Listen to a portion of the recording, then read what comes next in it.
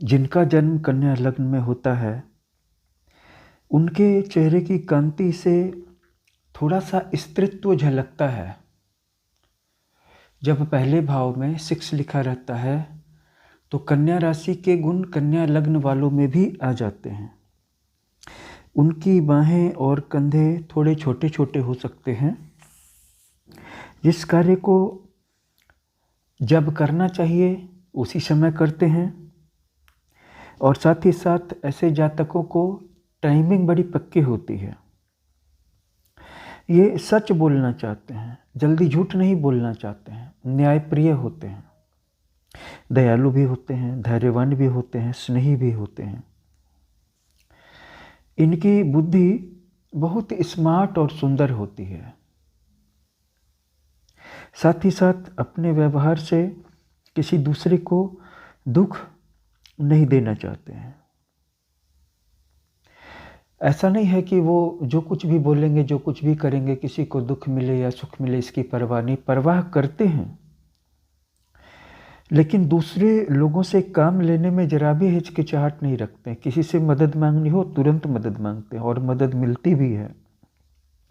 खुद जब कार्य करते हैं तो बहुत सावधान रहते हैं, बहुत चौकस रहते हैं, बिना विचारे कुछ भी नहीं करते हैं।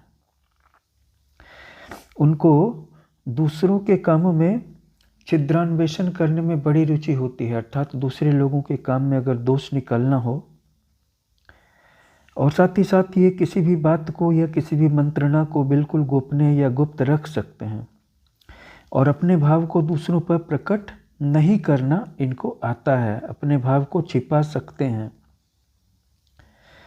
किसी भी प्रकार का वाणिज्य, व्यवसाय, बिजनेस करने में बड़े निपुण होते हैं, कार्य करने में विचारवान होते हैं, और बहुत अच्छा तरीका इनको आता है किसी भी काम को करने का।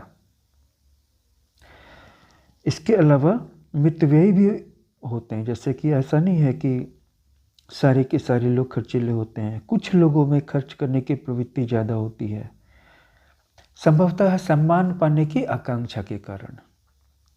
बाकी लोग मितव्ययी होते हैं, सहनशील भी होते हैं। इसका ये मतलब नहीं कि ताकतवर नहीं होते हैं, इसका मतलब नहीं कि जवाब नहीं दे सकते, बस सहनशील होते हैं क्योंकि पृथ्वी तत्व की राशि है।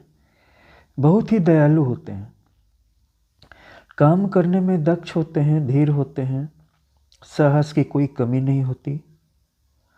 ऐसे जातक अपने से अच्छे लोगों की सहायता और संरक्षण आसानी से प्राप्त कर लेते हैं। अन्य लोगों के पदार्थों या धन का भोग करने का इनका योग होता है।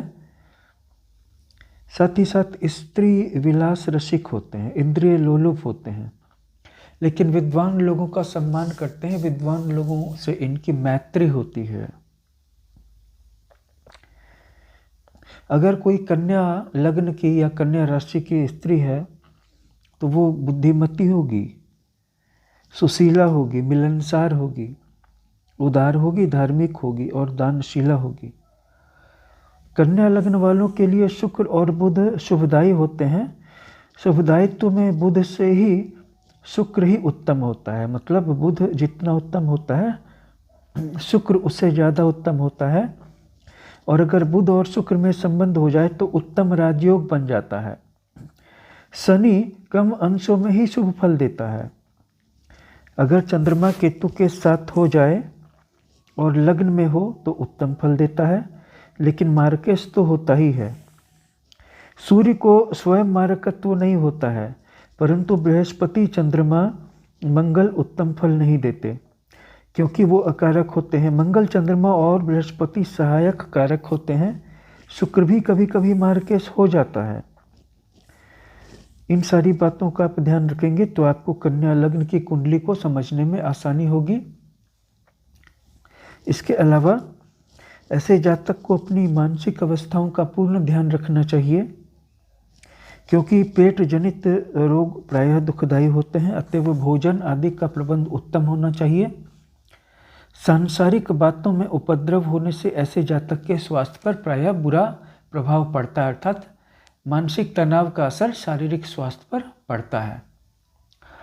तो ये थी कन्या लग्न की जन्म कुंडली का विश्लेषण।